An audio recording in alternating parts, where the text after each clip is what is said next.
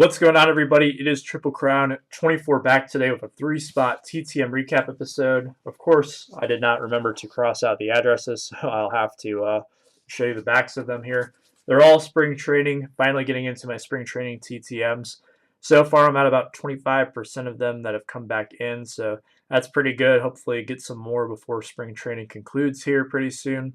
And then maybe some will trickle in throughout the regular season and then even into the end of the season and the off season, as they did this past year. You never know when they're going to come back, if they'll come back at all. But 2 from Florida and 1 from Arizona today, so we'll go ahead and get into it. You know the drill. If you enjoy it, be sure to leave a like and a comment. Subscribe if you're new. Let's go ahead and get into the action. So the first one up is my lone Arizona return. Kicking off the spring training festivities is a 2-2 success from Rangers utility player, one of Chase and Ink's favorite players, so shout out to him, but Isaiah Kiner-falefa. So he signed 2018 Topps Heritage high number to start off. I like these cards a lot. I think they did a really good job with this one. The 69 Topps is not my favorite set. It's one of my upper half sets in my Topps rank series, but it's not like one of my favorite ones, but it looks really good with the modern touch to it.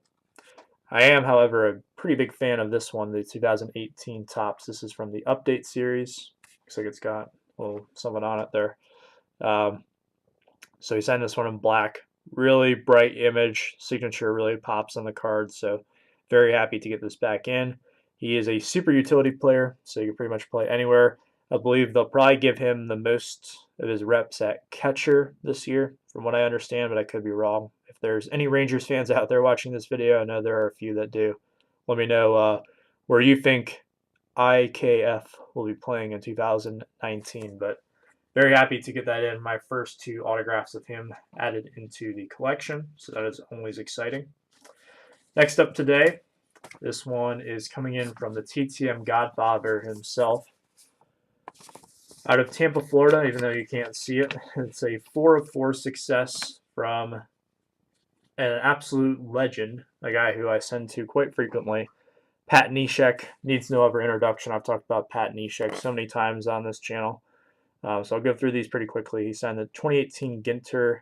I think I already have this one, but I just threw it in there just because. This one I did not have. I really wanted it. It's another one of the Heritage cards, which I also got on the last success today. So 3 new Heritage added into the collection. I'm a Topps flagship guy, and this is one I bought off of ComC specifically to get it signed, and it came out really nicely. The 2016 Topps Rainbow Foil. Really cool looking card. It really pops in person too. You can really see the foil a lot better, but Pat Neshek with the Astros, and then we have a Twins Neshek on the 2010 Topps. I wasn't sure if I had this Neshek in my flagship collection, so I decided to send it off. If I do, oh well. It can never have too many Pat Nesheks, but just because he is such a big card collector and such a really good member of the community, I wanted to get him back in. So that one took 13 days. IKF took 8 days. And then this last one today, let me see here, took 17 days. It is also coming in from Florida. This was the first guy I wrote out my letter of request to for spring training.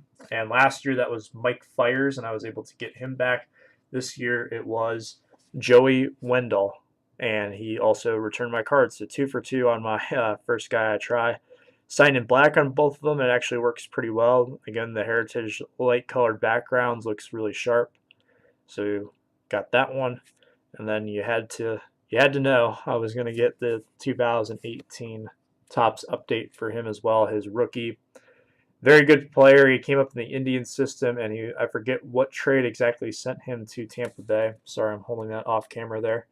But he was phenomenal for him last year. He really emerged, and I think this year he might have an all-star season on the horizon. He was one of the big reasons the Rays were able to kind of hang in there in the playoff race until the end of the season when the Yankees ultimately just, kept their distance. And it's really hard to compete when you're in the division with the Red Sox and the Yankees. Of course, there's also the Orioles in that division, but, about 40 times a year you're going to have to play a 100-win team. Not exactly the easiest thing to do, but the Rays definitely held their own. So we'll see what he can do in 2019. But that will conclude my TTM recap episode today. How have you been doing with spring training? Me overall, I'm pretty happy with my results so far. Hopefully, we get some more rolling in here as spring training winds down and we make the push towards the regular season. But that'll do it for me today. Thank you guys so much for watching. I'll see you next time. Until then, have yourselves a good one.